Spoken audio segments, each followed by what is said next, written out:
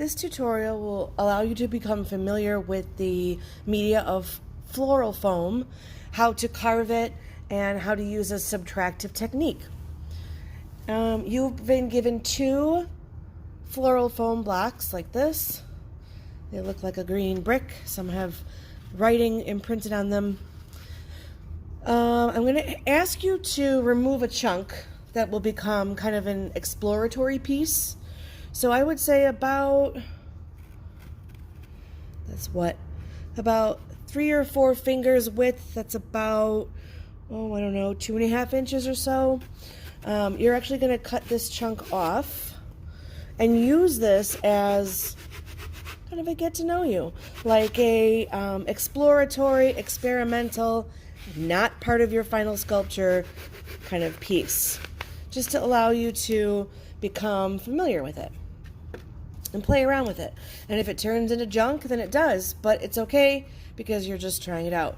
You see that I have this little wooden knife, other tools that you might have been given or might locate yourself.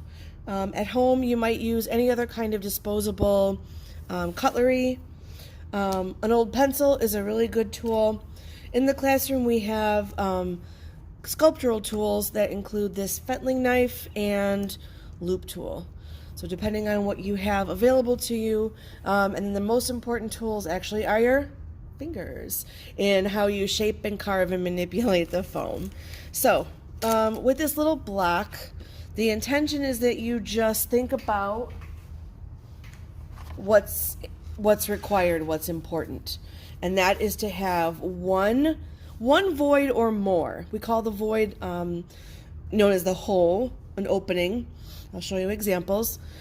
And some tips include rounding all sharp edges. That reduces the brick kind of look and quality of it.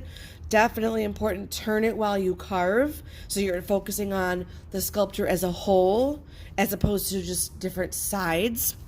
And then this gets a little bit more advanced, I would say, is trying to create different levels or different heights, and I'll show you what that means as well. So with your little experimental chunk, here's, I would say, well, partially finished anyway. You can see little indentations, almost like a pool. You can see little areas where I planned ahead to create different levels, a void, and hills and valleys. And when you have shadows, like you can start to see shadows underneath here and here and here, then you know you're doing it right, because those shadows are going to indicate that you have some depth. So turning it while you work, looking at all sides. This needs a little more work, I think, but you get the idea. Here's another piece. You can do, it's got the void, it's got an oval shaped void. It's got some more little craters. I like making those. And then indentations, they're almost like they want to be voids, but they're not.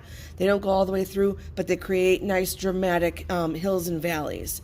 You can do a second void is also allows you to get that positive and negative space, so it doesn't feel like a heavy brick, but visually it has some more movement created by those voids.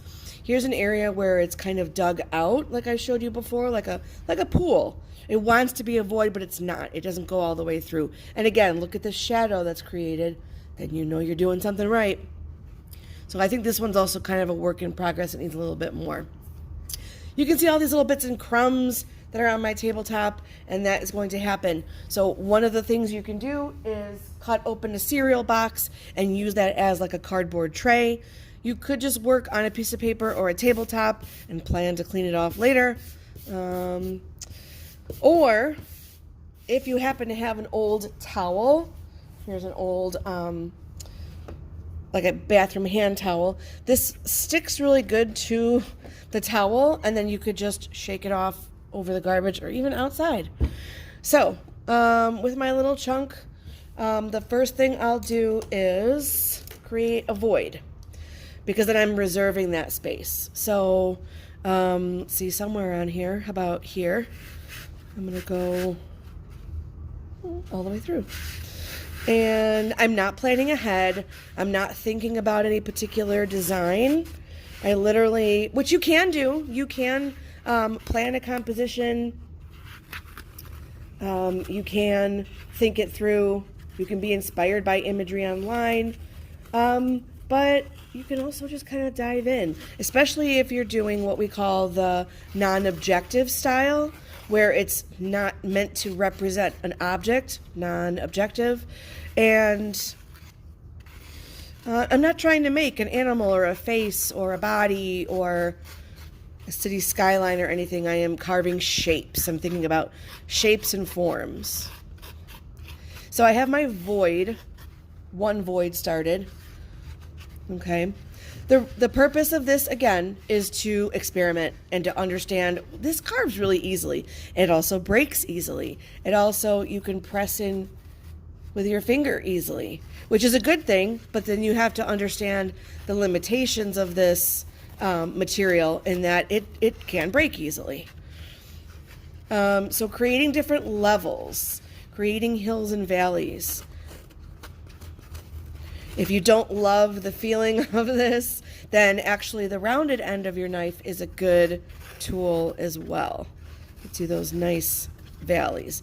So I'm kind of focusing on one side at the moment, and it's causing my other sides to be jealous and left out. So let's include them. So I would take this kind of channel, this valley, and I would bring it over here and include it on this side so that I am in fact joining one side to another. Make kind of like a spiral here.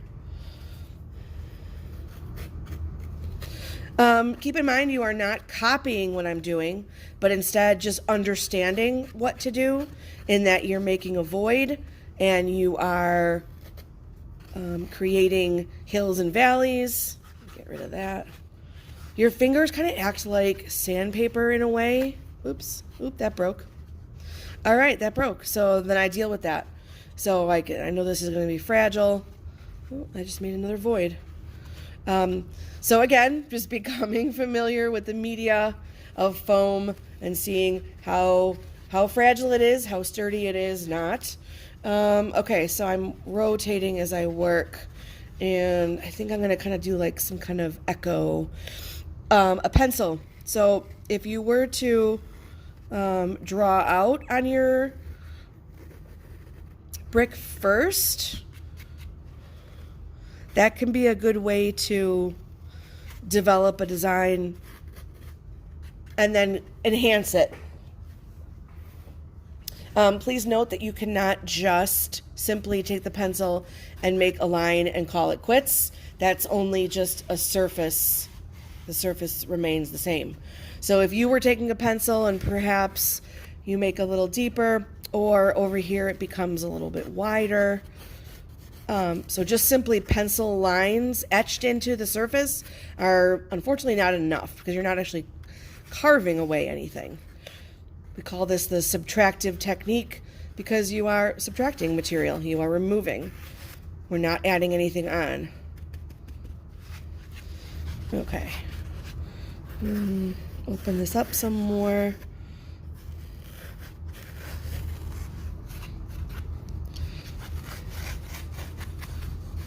Rounding off sharp edges. Get rid of that edge completely. So now you can see I'm kind of focusing on my sculpture in the round. It's not just a flat surface. Let me pinch some of this away. You can literally, if you had no tools at all, you had just the foam, you could literally do this whole thing with just your fingers, because of the way that you could pinch and rub the corners smooth.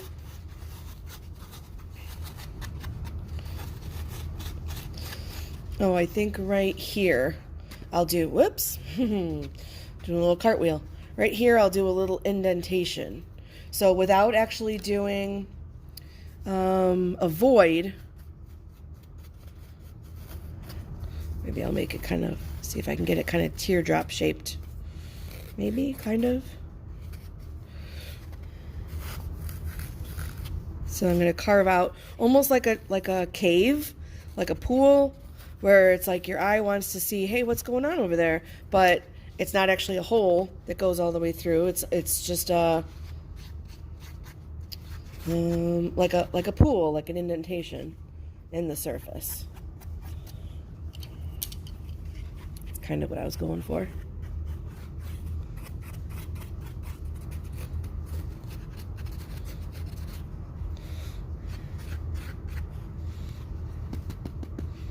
All right.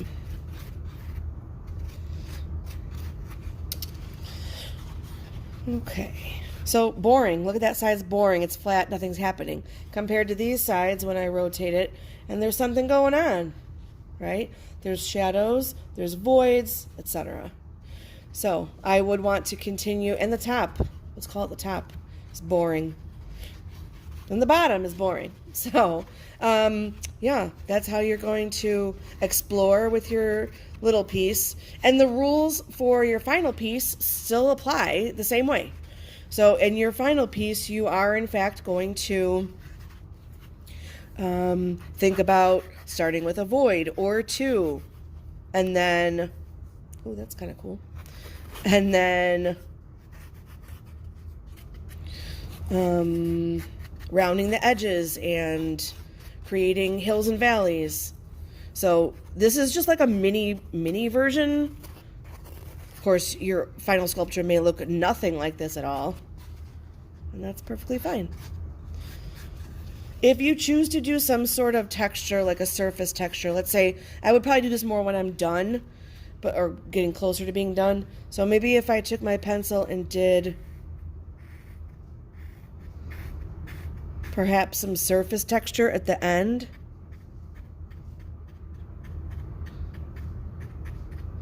I would definitely want to do it in more than one spot. So if I was getting some texture, I would want to repeat that somewhere else, perhaps down here or over here. Because when you repeat shapes or textures or lines, then you're getting that feeling of unity throughout your piece. Okay, so when you turn and look, you can see this texture here, and it gives it some interest. So I would continue to work on this side as well, and the top, and getting rid of this blocky form. And if you make, let's call it a mistake, an oops, well, this is your practice piece, and if it doesn't turn out the way that you expected, it's okay. It's just allowing you to explore and understand this foam. This crazy green, dry, squishy foam. If you hate touching it with your hands, then try to use tools. Sorry, I could not provide gloves to you, but you'll get by. You'll manage. Let's see. Yeah. So I'm going to keep going on this, but I hope you get the idea of carving out your miniature block just as a get-to-know-you exercise.